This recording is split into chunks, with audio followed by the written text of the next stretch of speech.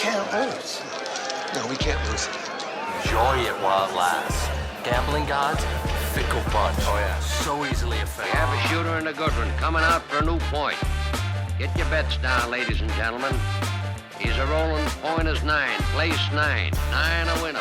Got a hot hand. Place your bets, ladies and gentlemen. They bet on absolutely anything. Don't make them prove it. I finished up. I don't have any total. I mean, the tournament as a whole, I don't have complete numbers on because I just bet so many games. You're tuned in to Gambling with Good Juju. All right, grouchy old man Jeffrey. Jeez. Came in firing bullets. Right? No governance, dude. Did you bet on the Masters? Yes or no? Yes.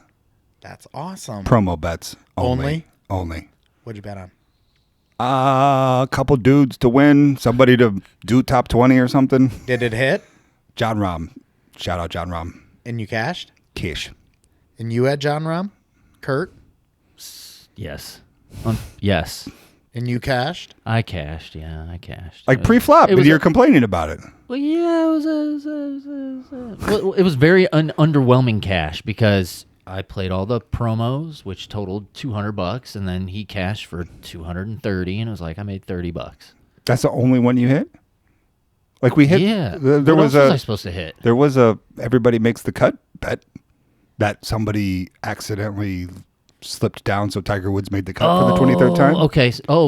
You know Yeah. what? I did hit that plus Right. 150 FanDuel boost. I thought we were talking about you bet on the Outrights? winner. Yeah, outrights. That's why it was a. You had that many promo outrights? I had like 8 of them. Jeez. Barstool had 3. Oh, they don't count. What do you mean they Yeah. don't count? Banned. Oh, okay, banned. Okay. Barstool had 3. Bet Rivers had 1. Okay. MGM had 1. Blah, blah, blah. Everybody Yeah, had boy. 1. So there was 8 total. Okay. I think I got to 5, so that makes sense because I'm banned on Barstool. And I had Rahm as well. So all 3 of us hit a Masters winner. We did. Whoop, whoop. That's awesome. But for some of us, it was more joyous than others. I know that personally for myself, I came out multiple $100s ahead on the Masters as a result of this. But Kurt, From your winners. for my winners. That's great. yeah. That's great. I used a couple of free bets to get in on them. So, convert those however you want, I guess. But I still won Yeah. a lot of money. Loosey goosey on the math on that, but okay. But Kurt, you did have the world's sourest victory lap on the Masters. I did. Something about. So you had Koepka. Hold on a Yeah, I second, broke. real quick. I want a piece of advice then here. Okay. So I had $75, I think, in cash wagers. I had two $25 free bets. I won $250 or whatever. So how would you do that accounting if you used 2 free bets and $75 in cash for your total futures market? Did you use a free bet on John Rahm? No. So $0. $0. It's like they never existed. Yeah. Right. That's what I'm saying. If Oh. So you laughed at me for saying I had sketchy math, but would you have accounted it any different? Well, you said convert them how you'd like. But it's not like I lost 25. It's not like I had $125 on the line when I lost it. Right. Yeah, you only had 75. So this is the problem. When you're talking about, like, even when we were talking about college basketball, it was like, well, I had this much cash and I had this much in free bets. Right. And I don't know what to tell you when you're like, how much I did not lose. I did get not it. risk $125. I risked $75 and a couple free bets. So, like, for the sake of Agreed. conversation, Agreed. maybe it's just a matter of, like, I had 5 golfers. But at Right. the end of the day, I feel like if we just assume a 50% conversion or something, it'd be like I had $100 on one. Ah, so you want to assume the conversion and the amount of risk. Well, how are we going to talk about it, boys? You had 5 golfers. I had 5 golfers. I had 8 teams. Yeah, I would. Yeah. I would say you put 75 cash on it, and you cashed with Rahm, and you made X amount of profit. Yeah, I agree. That's So- how I would handle it. All right. Well, then we're good there. So no sour note for my victory lap. That's legit. No, banger victory lap from you. But Kurt All right, Kurt. tweets that out of out. the way. I put out a Tweets grumpy out. tweet. Capcat 35-1. I had Brooks, plus 3,800, So 38-1. and he's up 4 strokes. Yeah. And so I'm like, oh, this is great. So the best part. Okay, so it's yeah. Sorry, he lost.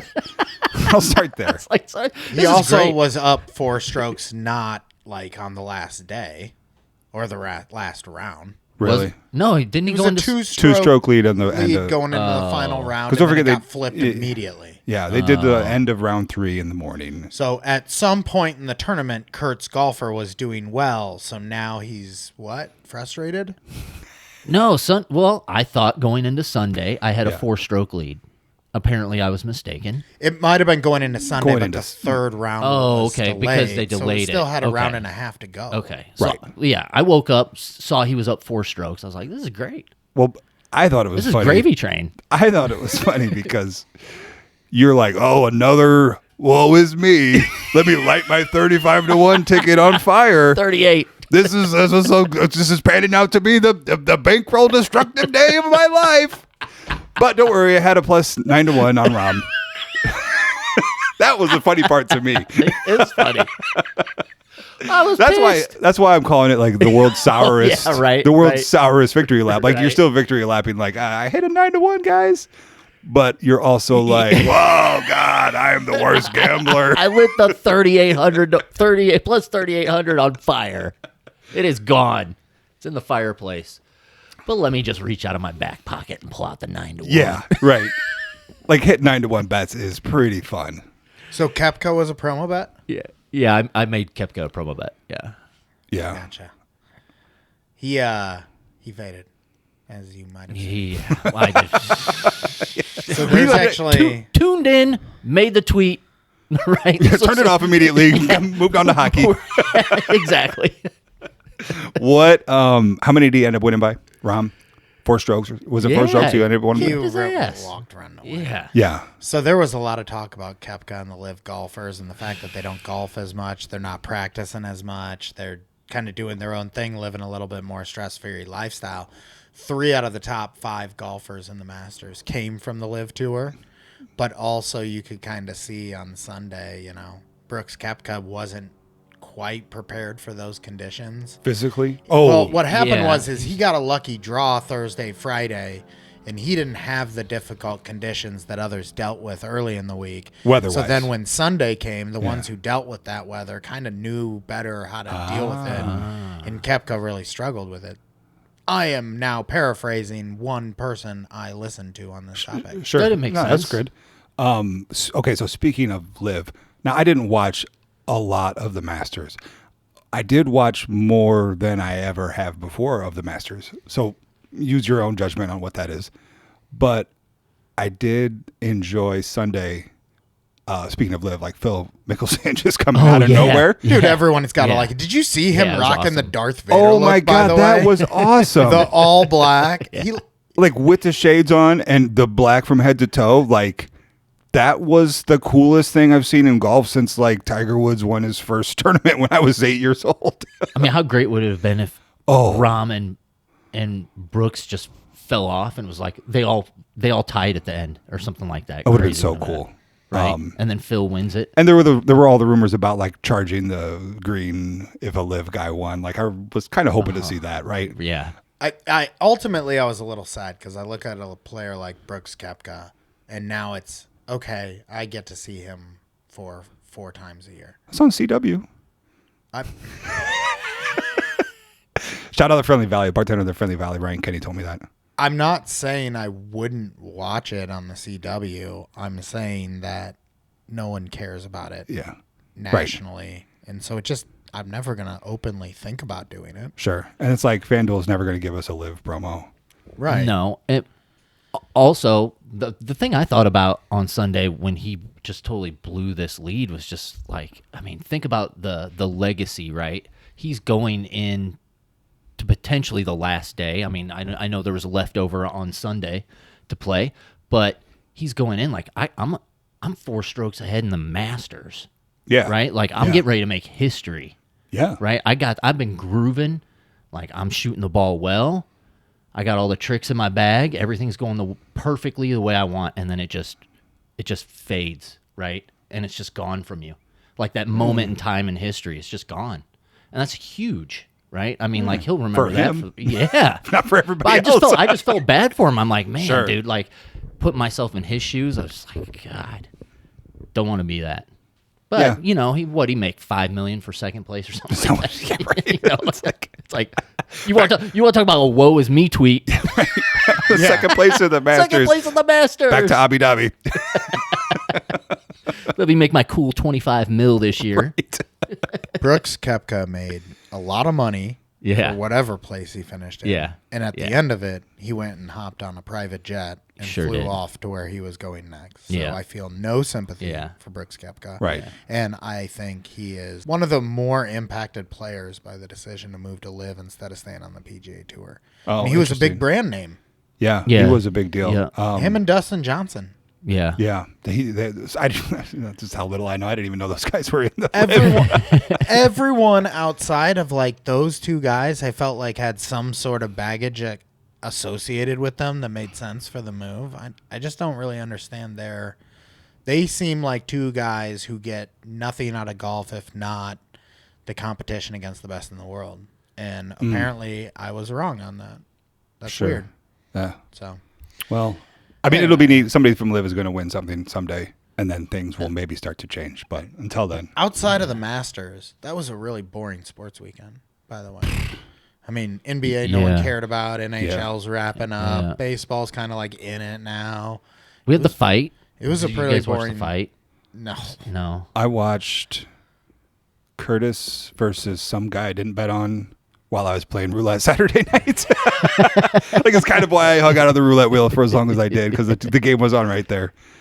But I bet on Curtis and he lost, and I didn't even know which guy was which when I'm watching it on TV. So I'm just like, yeah, everybody punch each other. But yeah, boring sports weekend. To your point, maybe Yeah. that's why we went gambling. So to try to fill in the gaps, then figure out what we're gonna do to have fun in different ways. You had a thought on yes. something that you refused to tell us. So why don't you go ahead and unveil that? So yeah, background tease at the post-production show meeting last week. Congrats! This is officially episode 3. 3, right? Officially episode 3. Good news, bad news on that, right? We've made it this far. That's awesome. We're out of free space on our podcast hosting platform. And, you know, this is becoming a legitimate, important media company for Right. our fans. So needless to say, despite all of the commercials we do for our favorite handicappers and sportsbooks for free dollars, We do. we got a little bit of a cash flow problem. Let me put it that way. Real quick, how are T-shirt sales looking? Yeah, outside of those 2 I bought, I'm sorry, Kurt, you didn't get one because you weren't on board yet. We're trending around 0, you're saying? We have a negative cash flow balance. Is that what you're saying? I'm gonna, you know, I don't want to give out too much to the shareholders, but we got a cash flow problem. All right, so we're gonna need some things. We're gonna need podcast hosting. We're gonna need maybe a website someday. We're gonna need. I brought it up multiple times. Koozies. We're going to need a T-shirt for Kurt, the third host on the show. All right, so we've all agreed like we need a little injection of cash, right? Right. All right, so let's bet on something. I agree. That's genius. Right? Let's win All right. our cash flow. Let's bet our let's bet on something every however many often, and then that's how we're going to cash flow this thing until Pete lands us our first sponsor. That's a great idea. So, all right, yeah, like what do you just want to pick a number, or we could literally just play blackjack out here one night, and we could throw dice. We could play DFS. We could do anything. I've been quiet so far, but I have a thought. All right, let's hear it. I want one of us to have a craps table, and the Okay. craps table settles disputes. Oh, And we take it to the craps table, take it to the craps table. Like who's going to pay this month? and then we figure it out from there. Yeah. All right. So I've been Until asking. the costs get to a point where that is not reasonable. All right. So I have thought a lot about acquiring a craps table. And I've looked up into that on the internet. So to purchase one is like $5,000. So let's say we have a bigger cash flow problem now than we did before if we need a craps table. Not saying I'm not going to make get one. a cheap or make a cheap. Yeah, we're going to make table? one. We're going to make a one, craps yeah. table. Okay. And I have been talking to a couple strangers on the internet. I don't remember their names now on Instagram on how to like play craps with your friends in like a tournament style. That's what we're talking about, right? That's awesome. Yeah. So we'll figure that out. We're going to bet against each other on things. Winner doesn't contribute their cash flow. Losers contribute their cash flow. Something like that, right? So it's like we already want to gamble. One of us just is the house once a month on something. Okay. Or whatever. We bet against each other. We play rock, paper, scissors. I don't know. But I've seen you. Ship I've Captain seen Crew? Yeah. do it. I've seen the two of you bet on some really stupid things in All your right. life. Here's what I want. All right. We will start talking about creating the craps table. You need to start, RJ, focusing on this tournament style craps strategy because I want to know more about it for personal reasons and I want our audience to know more about it. Yeah. So let's look into that. Okay. In the meantime, tentative yeses from Kurt and I. As a group, we'll figure out craps table, and then we can pull in some of the locals. We can grab Stevie. We can grab Mark. We can make the craps table initiative a broader point of utilization. Sure. Like we could just open a little illegal casino and just keep the house and then bankroll our entire podcast boiler room style. No. For those listening in, we are not going to illegally fund this podcast. Especially since you gave everybody my last name in the beginning. But let's get into it because that reminds me of a topic that we certainly want to discuss today because we've been hyping our trip to Vegas internally for quite some time. But I feel like the podcast itself has kind of detracted us a little bit from this upcoming Vegas trip. It's been a sacrifice. You're welcome. It has certainly been a sacrifice. RJ and I have bugged the rest of the crew less, I think, since we started this. Absolutely. Than we were when we were even further out from the trip. But now we suddenly find ourselves like, what, less than 4 months? Around 4 months away from the trip? Are you Maybe serious? less? Yeah. Wow. Yeah. So 4 months away from the trip, and we're talking about different ways that we are excited for the trip, and the topic of, well, what the heck are we going to gamble on there came up. And so, I kind of wanted to ask RJ, based on everything you've been seeing and betting on and talking about with regards to craps, is that what you're most excited to get into when we get to Vegas? I mean, I'm not saying craps is the most exciting thing in my life. That would be a little sad. But it's up there. So yes, going to Vegas, like I am going to hit every downtown casino in a day. That's my goal. Just to play craps. Or Friday? 13, I think. We get in late Thursday? Are we going to do it Thursday night before we go to bed? Oh my God. Nobody goes to bed until we hit every craps table. In.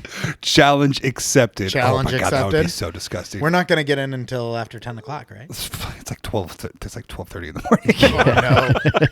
Oh, no. Okay. I'm in. We don't even check into the hotel. We just have our luggage. I mean, you could do it if you shot. One. Yeah. Yeah. Right. I wonder if that Kearney football game is still located. Oh my at God, any that was place on great. the strip. Shout out O'Shea's. Shout out old O'Shea's. Old O'Shea's. Old O'Shea's had the football game. If they still had that, that would be my number one. But I'm gonna have to look that up on the internet. Certainly somebody remembers that and like has the rules. We can play that on our craps table. Yes, we'll we have one could. half can be Kurt's Kearney football game. Did you win money or lose I money? won money. No way. Yes. You were there for hours. It was a great game. No, my you God. couldn't lose. Oh my God. You couldn't lose. This. Kurt is insinuating that there is a game on the Las Vegas Strip where you couldn't lose. The mind of a true degenerate. A game that the one casino literally made up and nobody has ever heard of outside of O'Shea's. Because they lost money. Oh. Okay. So what's your favorite casino game All right. in real life? So since nobody has Yeah, that, yeah. what are you most excited to play when you get there, Kurt? Oh, craps. Yeah. Without a doubt. Craps. Without a doubt. Pete, we're going to really need you to pick up Yeah, you got to pick up the craps study. Yep. At the very least, the study. Yep. I'm not most excited to play craps. in You Vegas. will be when I'm you play going with us. to. I'm gonna play Sure. craps to the level you guys do because I know I need to. Yeah. Am I totally lame to say I'm most excited to place a physical sportsbook wager? Oh, my God. Oh, yeah. Well, Yeah, yeah, because yeah, we can yeah, do yeah, that yeah. tomorrow. We can do that I mean, they're closed now.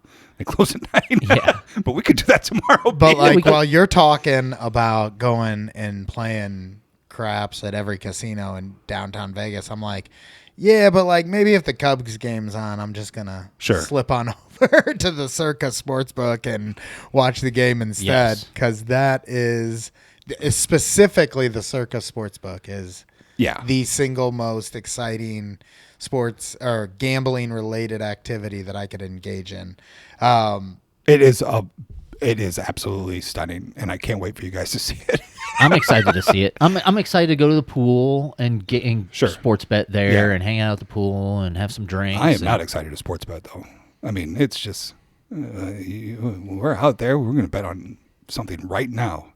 And it's hard to just go bet on sports. Right. I'm going to play it like a casual for the most part. Sure. Unless I get, if I see a tip, okay, I'll walk to the counter and bet it. Mm-hmm. So, yeah. I mean, when I was there, I probably bet on 5 games over 5 days.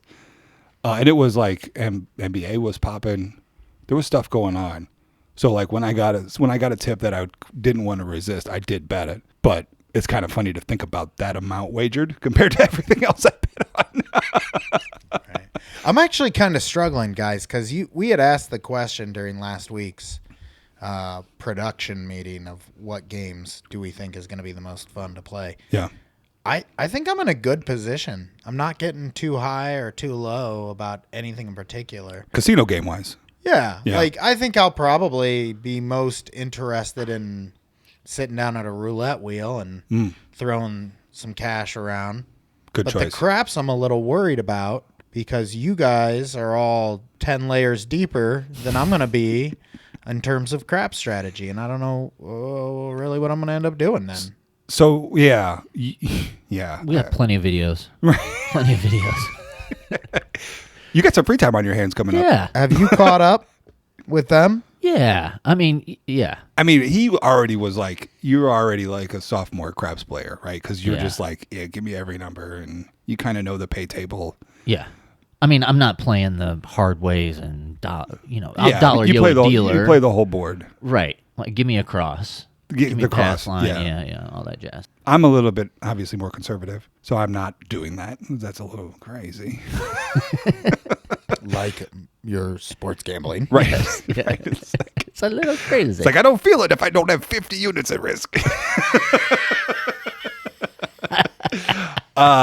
All right, so this is a good point. I didn't really think of this, but like I should probably make like some micro content for you and our 27 followers on Twitter. Not only that, but the people like, coming with us. We have close friends from our lives who don't care about any of the stuff that we really talk about on a day-to-day basis. Yeah. And I feel like I'm more in their camp with the craps thing I than I am in your camp with the craps thing. Yeah. Mm-hmm. So I don't know if you guys saw my picture from a couple of weeks ago, but I did actually order them some gambling books. Did you really? That's awesome. So it's like there's like these hilarious 1983 books. It's like the Playboy's Guide to Craps. I saw that. Yeah, so I ordered multiple copies off eBay so we can send them to Walt and Pat. Oh, that's wonderful. Yeah, it's like happy early birthday present. Here's a 900-page craps book. Please read it all before you get to Vegas. To watch them come back, win more than anybody. Oh my God, they'd be like, "Why are you doing it that way? That's not what the book says." That's not what the book from 1983 says. The good news is based on my last experience with blackjack, I have no interest in sitting down at a blackjack table. Maybe ever again. Maybe ever again. I mean, I will definitely play blackjack while we're out there, but it is a terrible game. It is. Ugh. Watching paint dry. I know. Now, every once in a while, the paint kicks you in the balls. Speaking of blackjack, my degenerate definitely wants to play this Carney version of blackjack that I saw on Twitter. Speaking of made-up football dice games. Do you know what casino it's at? I have to go digging through my Twitter feed. All right, so let's hear what it is. So it's a version of blackjack. The dealer wins on 2022. Oh, sounds great. I'm sold. And you get to split anything for free and double down for free. What do you mean for free? Like they put another chip out for you? Yeah. Oh my gosh, that's kind of interesting. They double your stake for you? I'm pretty sure. Okay. Well, we'll have to fact check that before we send all of our listeners to the casino tomorrow to lose their inheritance. This feels like O'Shea's football game where Yeah. Kurt thinks you can't lose, but in reality, Well, I mean, you're you definitely can't going to lose win. on going from 21 to 22 is huge. Maybe. I don't know. Like, obviously it is, or they wouldn't do it. Yeah. Like, it's hard. You bust on 22? No. You can't go to 22. The dealer can go to 22. Okay. Yeah. This sounds awful. I will not be trying this game. And it's I see it's, no reason to try this game. I'm guessing it's like a max $10 bet, and they're like, "Oh yeah, we'll back your 10 to split the, This is hilarious. the 8s." Are you saying they got a Carney blackjack game running sham promos associated with double downs? Never heard of such a scam. What do they think of next? I got to go find this tweet because this guy's throwing his hands up in the air, and he's like, "Can you believe this? The dealer won on 22." And all these people are commenting in the sections like, "Yeah, that's the rigged blackjack game they got, buddy." And my first thought is like, "We gotta go." All right. That is why I cannot wait to go to Las Vegas with you. So craps is RJ's preferred game. I'm still most excited about the sports gambling, and you are gonna say craps, but in reality, we all know you're most excited to play random carny games you stumble upon in different casinos where you have no idea what the payouts are relative to the investment, and you just know, ooh, the lights are sparkly at that one. Ooh, 400 to 1 payout on this bonus. That is correct. Please tell. Yes. So you think I just nailed the reality of Yeah, your you nailed the situation. reality. That's awesome. I'm awesome. going to watch you bet on so much stupid stuff. And I'm not going to try to talk you out of it. No, like at there that will be football none of game, that. I was in your ear for like 40 minutes. Like, Kurt, you don't understand how this works. They don't understand how this works. They made it up yesterday. Stop playing. I find this whole thing ironic because we're sitting here talking about this Vegas topic, and I'm looking at the rundown for the next topic for us to discuss, and it says, Kurt, familiarize yourself with the promos. Yet you're sitting here actively talking about going to Vegas, and what we all know you're going to do is go randomly play games where you have no idea what the math is behind the game. Or the rules. I'll figure it out. Of course. Right? He's going to bring We'll his figure calculator. it out. Yeah, we'll figure it out. No, this is great. We'll ask the dealer. All right. So, okay, real quick before we move on, casino games. I am super excited to play Baccarat for the first time. I've never played that, but I haven't either. But apparently it's like Pie style. Like all you do is you just pick the player or the dealer. Yeah. And you just yeah. always pick the dealer because there's like a nickel more house advantage on the other one. And you can just, it's like, you get 2 cards, and if you're between 17 and 24, you get an extra card or something. Who knows what the rules are, but you don't really have to play. But I'm going to practice that because that's what I'm going to play when I'm retired. So it's a drinking game. I think so. Yes. And stadium craps / roulette / blackjack / all of that. I'm out on every single game that could possibly be perceived as boring. I will not sit down at a single pie gow table while I'm out there. I'm not sitting down at a blackjack table while I'm out there. My whole goal for the entire trip is adrenaline. I want as much adrenaline. Okay. I've been talking this up from day one about going and doing crazy things. In my gambling, I want adrenaline. In my day-to-day life there, I want adrenaline. I want to come back feeling like I really just experienced life. Well, you just want to play craps. Right? That's it. It's the most adrenaline game in the casino. Yeah. By we're far. We're going to have huge markers. Yes. Yes. We should make the call tomorrow. Another marker for Mr. Bond over here. I'm good with whatever, but the gambling is also a small part of the adrenaline. Sure. So we'll see what Okay. else we can get. Yeah. And if anyone in the audience has any suggestions, we've been tossing around things we can do. Good tease. Skydiving was on the list. Oh my God. No way. ATV racing. I've heard the Sidewinders are actually really fun. More fun than the ATVs. What's a Sidewinder? It's the ones where you're in the car with the cage and you're driving. Oh. Instead of on the ATV with the handlebars. Okay. You're actually like driving it, but like you're in a little like buggy almost. Oh, neat. Yeah. So I've heard those because you go faster in those. They got more maneuverability, things like that. All right. So we'll put up a question there. What should we do not gambling wise for adrenaline in Las Vegas? and let's talk through that next week. Make sure great. the last option in that is gambling.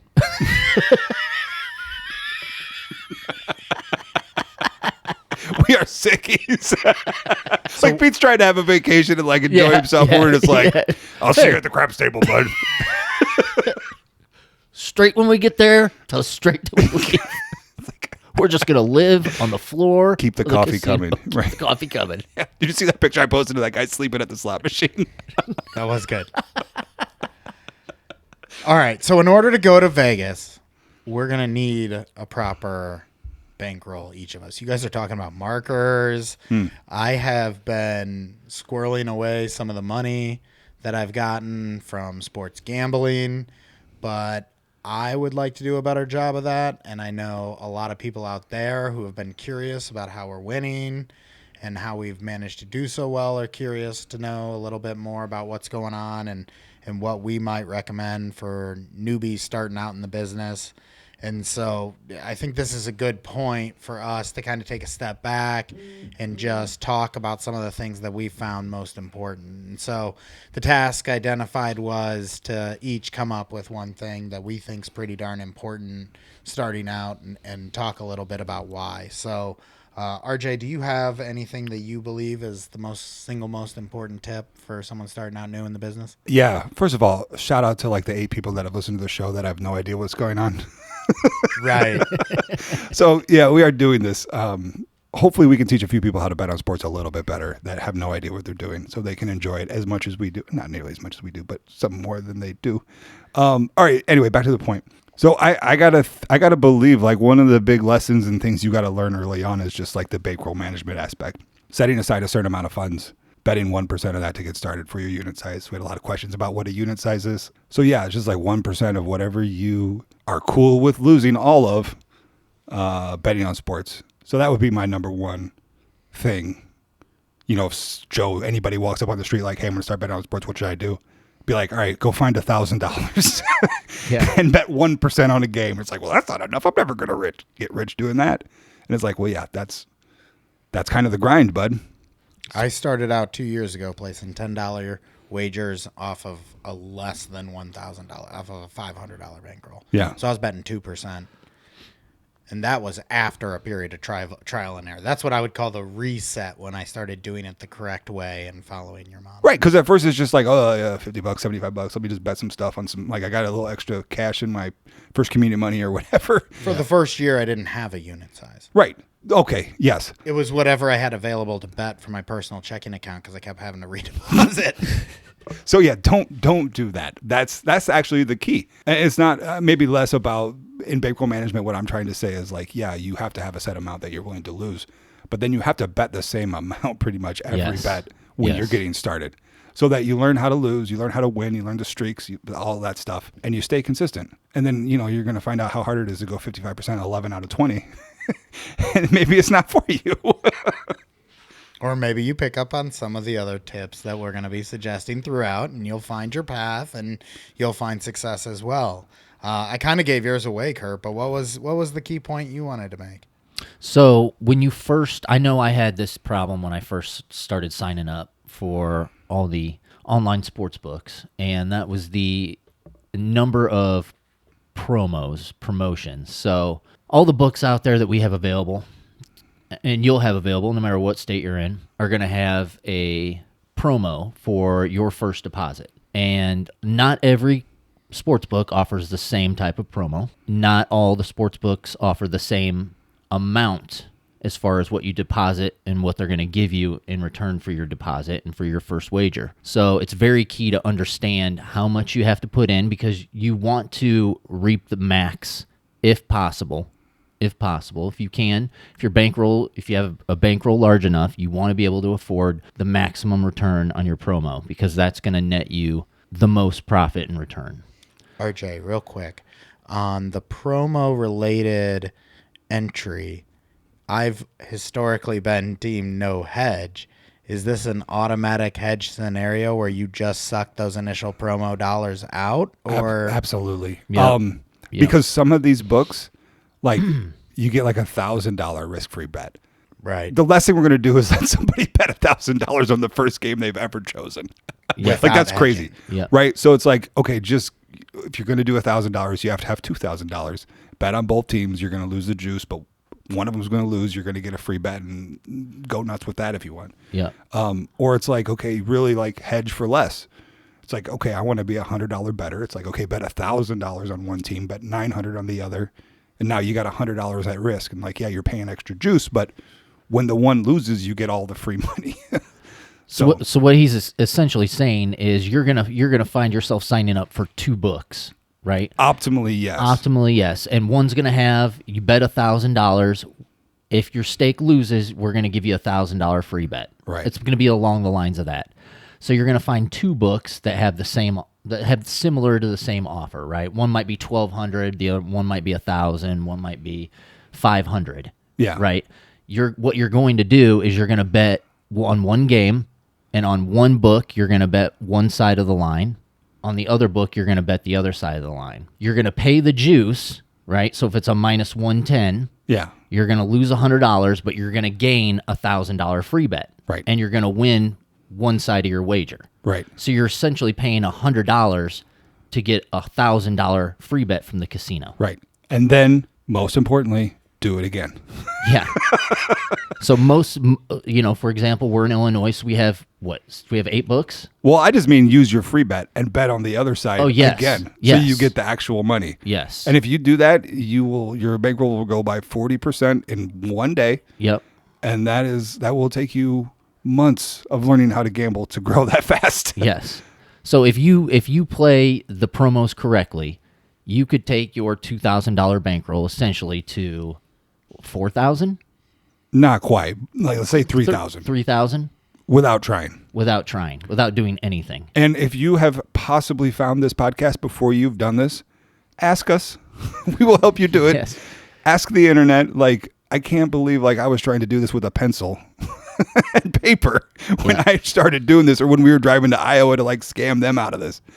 And it's just like, oh yeah, why didn't I just Google it? Shoot us a tweet, shoot us a DM, Yeah. Instagram, Twitter, Whatever social state media. you're in, Yeah. I will personally help you figure this out, so you will grow your bankroll at least 35% in two bets if you're eligible. And I would just like to clarify that if you're not a $1,000 bankroll bettor, say you have $500, you can do the same thing Yes.